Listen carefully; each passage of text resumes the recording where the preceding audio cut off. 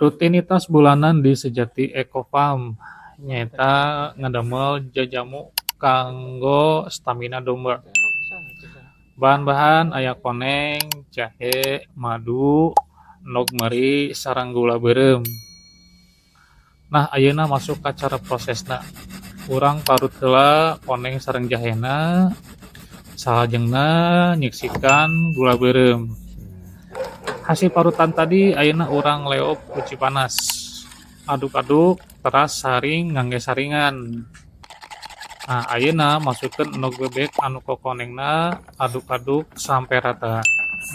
Teras tambihan madu 2 sendok.